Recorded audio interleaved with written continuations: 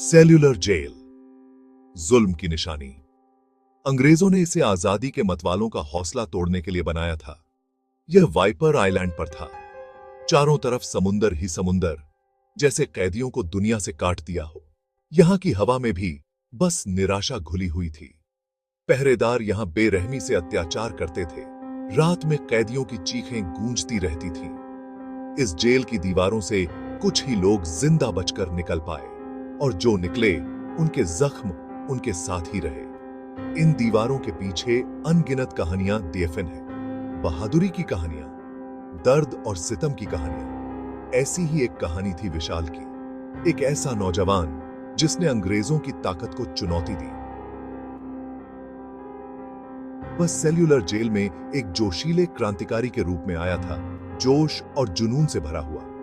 अंग्रेजों ने उसका हौसला तोड़ने की कोशिश की, लेकिन वे नाकाम रहे। उसने हर मुश्किल का सामना किया।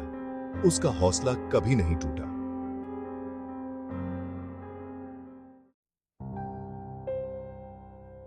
विशाल, बंगाल का एक नौजवान, खुद को सेल्यूलर जेल की ठंडी, नम दीवारों के बीच कैद पाता है।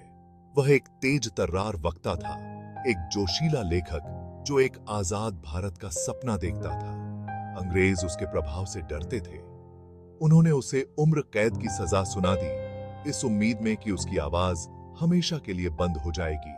साल दशकों में बदल गए। विशाल ने अकल्पनीय यातनाएं सही, फिर भी उसका हौसला कभी नहीं टूटा। उसने अपने साथी कैदियों में सांत्वना पाई, एक उज्जवल भविष्य की कहानियां और सपने साझा किए। वह उम्मीद की किरण बन गया, अत्याचार के खिलाफ प्रतिरोध का प्रतीक। आखिरकार भारत को आजादी मिल ही गई। सेल्यूलर जेल के दरवाजे खुले। आजादी धूप की तरह अंदर बहने लगी। थके हुए और कमजोर विशाल बाहर चले गए। वह बच गया था। वह अपने साथ शारीरिक और मानसिक दोनों तरह के निशान लेकर चला, लेकिन वह आजाद था। ज्यादातर पूर्व कैदी जेल में बिताए अपने समय को भूल जाना चाहते थे, लेकिन विशाल नहीं। वह सेल्यूलर जेल की ओर खींचा चला गया। वह दूर नहीं रह सका। वह वहां का केयर टेकर बन गया। वह उन लोगों की याद में सम्मान देना चाहता था जो कभी वहां से जिंदा नहीं निकल पाए। उसने कहा कि उसे वहां शांति मिलती है, लेकिन कुछ लोग कुछ और कहते थे। उन्होंने कहा कि उसे उसके अतीत के भूतों ने वापस खींच लिया था।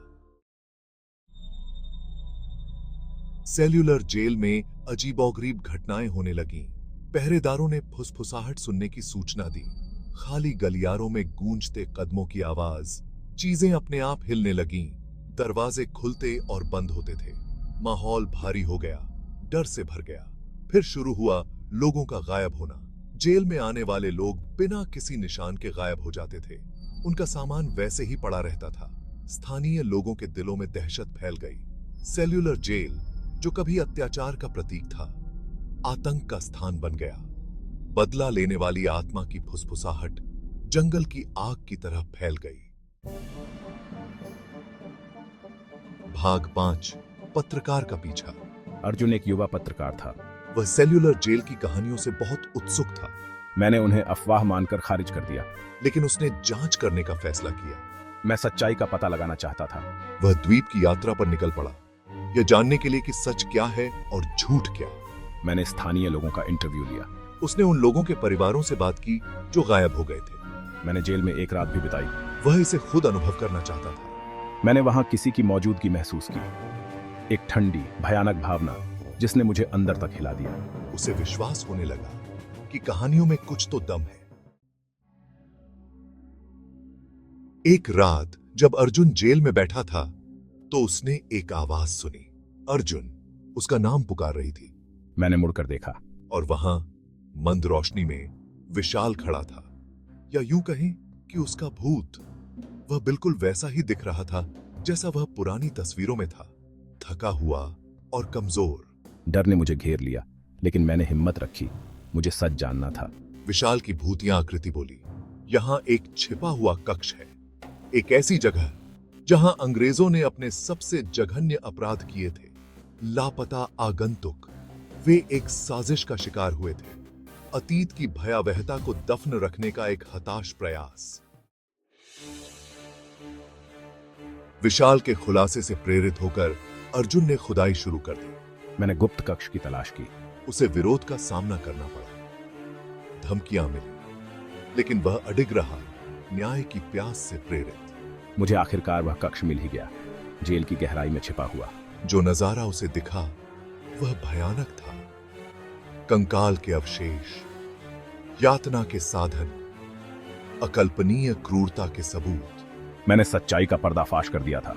अंग्रेजों ने अपना नियंत्रण बनाए रखने की हताशा में क्रूरता के अकथनीय कृत्यों का सहारा लिया था और उन्होंने सबूतों को मिटाने की कोशिश की थी, पीड़ितों को हमेशा के लिए चुप कराने के लिए। अर्जुन के खुलासे ने पूरे भारत में हंगामा मचा दिया। सरकार को सेल्यूलर जेल की भयावहता को स्वीकार करने के लिए मजबूर होना पड़ा। जेल, जो कभी अत्याचार का प्रतीक था, एक स्मारक बन गया। आजादी की लड़ाई में किए गए बलिदानों की याद दिलाता है। सच्चाई सामने आने के बाद विशाल की आत्मा को आखिरकार शांति मिली। उसे फिर कभी नहीं देखा गया। फुसफुसाहट बंद हो गई, कदमों की आहट मिट गई। सेल्यूलर जेल सन्नाटा छा गया, एक गमगीन सन्नाटा। उन लोगों की पीड़ा और अदम्य भावना का प्रमाण जिन्हें इसकी दीवारों के भीतर कैद किया गया था, उनका बलिदान कभी नहीं भुलाया जाएगा।